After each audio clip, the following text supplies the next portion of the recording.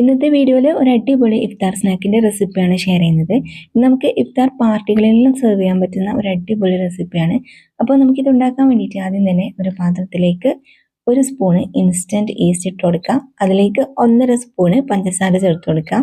ഇനി അതിലേക്ക് 1 കപ്പ് ഇളം ചൂടുള്ള പാലും കൂടി വെച്ചിട്ട് നല്ലപോലെ ഒന്ന് മിക്സ് ആക്കിയതിന് ശേഷം ഒരു 10 മിനിറ്റ് നമുക്ക് റെസ്റ്റ് ചെയ്യാൻ വേണ്ടിയിട്ട് വെക്കാം. അപ്പോൾ 10 മിനിറ്റിന് ശേഷം ഈസ്റ്റ് എല്ലാം ആക്റ്റീവ് ആയിട്ടുണ്ടാവും. അതിലേക്ക് നമുക്കിനി മൈദ ചേർത്ത് കൊടുക്കാം. ഇതിപ്പോൾ 2.5 കപ്പ് മൈദയാണ് കേട്ടോ ചേർത്ത് കൊടുക്കുന്നത്. അതിനുശേഷം നമുക്ക് ആവശ്യത്തിനുള്ള ഉപ്പ് ചേർത്തിട്ട് ഇത് നന്നായിട്ട് കുഴച്ചെടുക്കാം. അപ്പോൾ ഇതേപോലെ നന്നായിട്ട് കുഴച്ചെടുത്തതിന് ശേഷം അതിൻ്റെ മുകളിൽ കുറച്ച് ഓയിൽ ആക്കി കൊടുത്തതിന് ശേഷം മൂടി വെച്ചിട്ട് 1 മണിക്കൂർ റെസ്റ്റ് ചെയ്യാൻ വേണ്ടിയിട്ട് വെക്കാം.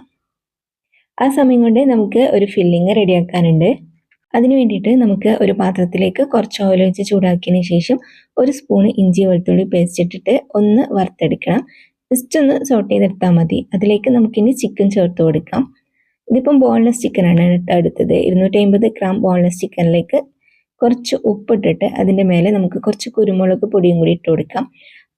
അത് നമുക്ക് ചെറുതായിട്ട് ഇതേപോലെ ഒന്ന് മിക്സ് ചെയ്തതിന് ശേഷം മൂടി വെക്കാം. കുറച്ച് സമയം കഴിയുമ്പോൾ ഇതിന്ന് ഇതേപോലെ ഇങ്ങനെ വെള്ളം ഇറങ്ങി വരാൻ തുടങ്ങും.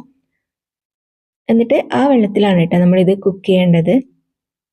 അപ്പോൾ ഇതേപോലെ ഇങ്ങനെ ഇടയ്ക്കിടയ്ക്ക് ഇങ്ങനെ ഇളക്കി കൊടുത്ത് കഴിയുമ്പോൾ നമ്മുടെ ചിക്കനെല്ലാം നന്നായിട്ട് വെന്ത് ആ വെള്ളമൊക്കെ വറ്റി വരും. ആ സമയത്ത് നമുക്കിതിലേക്ക് ക്യാബേജ് ചേർത്ത് കൊടുക്കാം. ഇതിപ്പോൾ 1 കപ്പ് ക്യാബേജ് ചെറുതായി കട്ട് ചെയ്തിട്ട് കൊടുത്തിട്ടുണ്ട്. ഇനി നമുക്ക് ഒരു വലിയ ക്യാരറ്റ് ഇതേപോലെ തന്നെ ചെറുതായിട്ട് ഗ്രേറ്റ് ചെയ്തിട്ട് ഇട്ട് കൊടുക്കാം. ഇനി സിമ്മിലേക്ക് മാറ്റിയതിന് ശേഷം നമുക്ക് ക്യാബേജും ക്യാരറ്റും ചെറുതായിട്ടൊന്ന് കുക്ക് ചെയ്തെടുക്കണം. കുറച്ച് സമയം ഒന്ന് കുക്ക് ചെയ്തെടുത്താൽ മതി. ഇതേപോലെ ജസ്റ്റ് ഒന്ന് കുക്കായിട്ട് വന്നാൽ നമുക്കിനി ഇതിലേക്ക് ഒരു തക്കാളി ചെറുതായിട്ട് കട്ട് ചെയ്തതും പിന്നെ ഒരു ക്യാപ്സിക്കം കട്ട് ചെയ്തതും കൂടി ഇട്ട് കൊടുക്കാം. ഇനിയിപ്പോൾ അതിലേക്ക് നമുക്ക് 1 സ്പൂണ് സോയാ സോസ് ചേർത്ത് കൊടുക്കാം.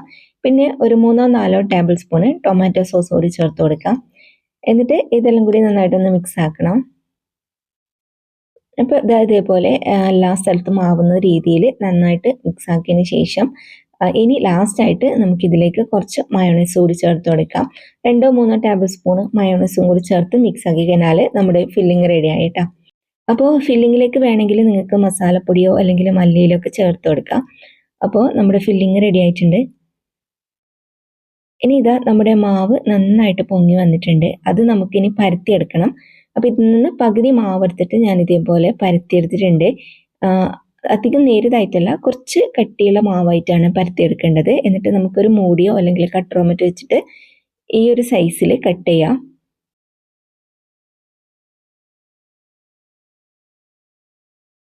അപ്പോൾ നമ്മൾ എല്ലാ മാവും ഇതേപോലെ റെഡിയാക്കി വെച്ചിട്ടുണ്ട്. ഇനി നമുക്ക് കുക്ക് ചെയ്യാൻ വേണ്ടിയിട്ട് ഒരു പാത്രം അടുപ്പിലേക്ക് ചൂടാക്കിയതിന് ശേഷം കുറച്ച് ഓയിലാക്കി കൊടുക്കുക. എന്നിട്ട് നമ്മൾ പരത്തി വെച്ചത് ഇതിലേക്ക് വെച്ച് കൊടുത്തതിന് ശേഷം ലോ ഫ്ലെയിമിൽ കുക്ക് ചെയ്യാം. അപ്പോൾ ഇടയ്ക്കിടയ്ക്ക് നമ്മൾ തിരിച്ചു മറിച്ചൊക്കെ ഇട്ട് കൊടുക്കാം. ലോ ഫ്ലെയിമിൽ വെച്ച് കഴിയുമ്പോൾ നന്നായിട്ട് ഉള്ളിലെല്ലാം വെന്ത് വരും. പിന്നെ ഓയിൽ വേണമെങ്കിൽ മാത്രം ആക്കി കൊടുത്താൽ മതി. ഓയിൽ ഇല്ലാതെ തന്നെ ഇത് ഫ്രൈ ചെയ്തെടുക്കാൻ വേണ്ടിയിട്ട് പറ്റും. അപ്പോൾ ഇതാ ഈ ഒരു കളറിലാണ് നമ്മൾ റെഡിയാക്കിയിട്ട് എടുക്കേണ്ടത് കേട്ടോ. അപ്പോൾ ഇതേപോലെ തന്നെ നമ്മൾ എല്ലാ മാവും റെഡിയാക്കാം. ഇനി നമുക്കിത് ഫില്ല് ചെയ്യാൻ വേണ്ടിയിട്ട് തുടങ്ങാം. നമ്മൾ ഈ ബ്രെഡ് എടുത്തിട്ട് ഇതേപോലെ കട്ട് ചെയ്ത് കൊടുക്കണം. ഇതേപോലെ കട്ട് ചെയ്തതിന് ശേഷം നമുക്ക് ഇതിനകത്തേക്ക് കുറച്ച് മയോണൈസ് ആക്കി കൊടുക്കാം. 2 സൈഡും മയോണൈസ് ആക്കി കൊടുത്തതിന് ശേഷം നമ്മൾ നേരത്തെ റെഡിയാക്കി വെച്ച ഫില്ലിംഗ് ഉണ്ടല്ലോ, അത് നമുക്ക് ഇതിലേക്ക് ഫില്ല് ചെയ്ത് കൊടുക്കാം. അപ്പോൾ ഇതിൻ്റെ കൂടെ വേണമെങ്കിൽ നിങ്ങൾക്ക് സോസും ചേർത്ത് കൊടുക്കാം.